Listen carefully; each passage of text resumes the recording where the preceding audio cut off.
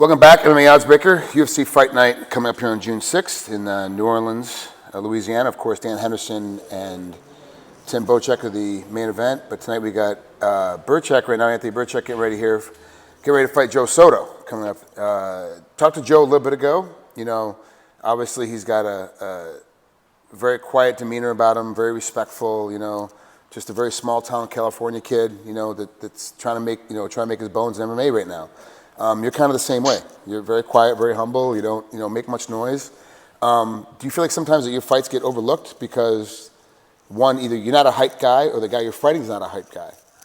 No, I think this is actually the first time that we haven't, or I haven't talked shit or tried to get that mental edge. I respect Joe. You know what I mean?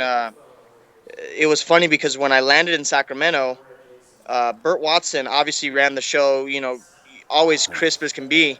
And for some reason, someone messed up, and they brought me, Joe, and TJ Dillashaw into the UFC check-in room, and we were signing posters together. So that was kind of like a little weird providence that happened. You know what I mean? Right. And you know, me and Joe were sitting next to each other signing.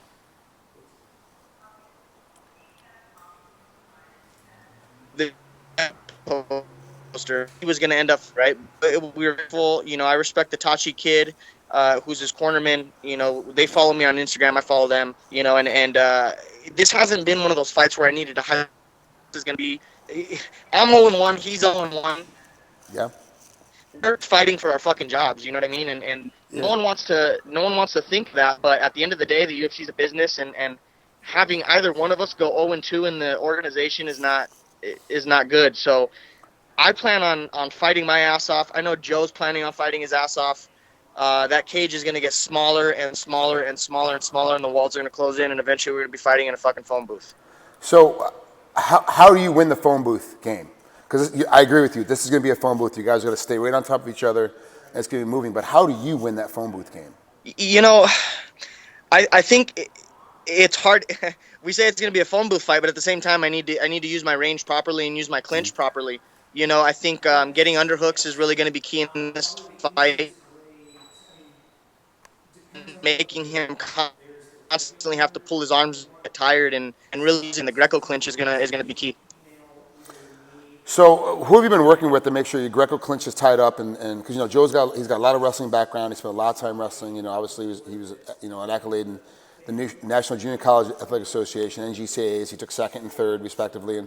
But that, you know, that's wrestling. You know, that wrestling is part of MMA, but it's not the only part. So he can be a great wrestler and still not be the best guy that's out there. So who have you worked with wrestling wise and make sure that Greco clinch is going to be solid and not get your ins and outs while using your striking? I mean, no better than Olympic gold medalist Henry Cejudo. You know what I mean? He's a perfect body style. I went up to Scottsdale. I was with Henry. You know, I've known Henry since he was a little kid, since we used to call him Shorty. You know, really? I've known his brother Angel Cejudo, who's also a 4-time Arizona State champion. Yeah. You know, they both lived at the OTC. I was up there with Patrick Williams, Henry Cejudo, Frankie Saenz. You know, all these guys that have this amazing wrestling background. It just kind of.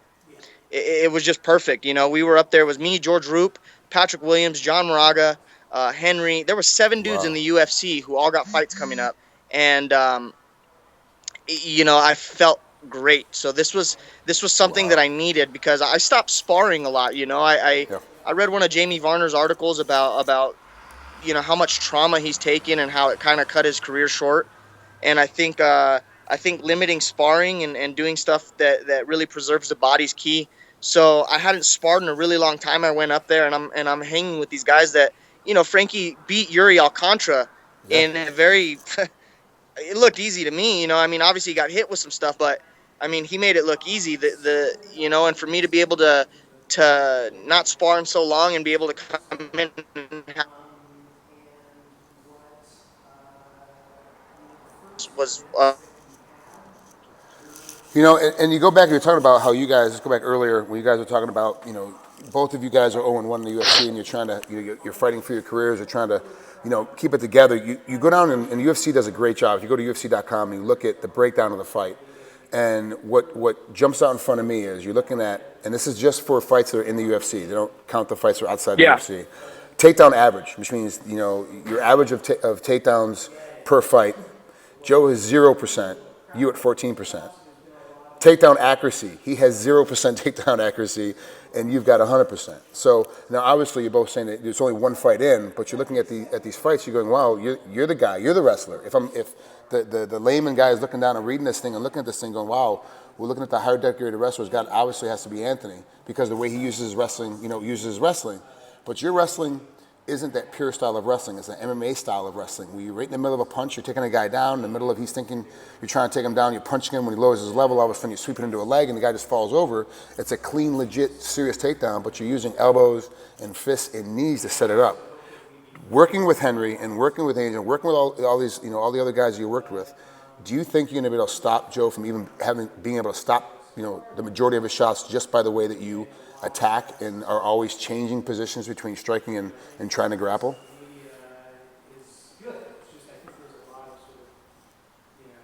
Absolutely.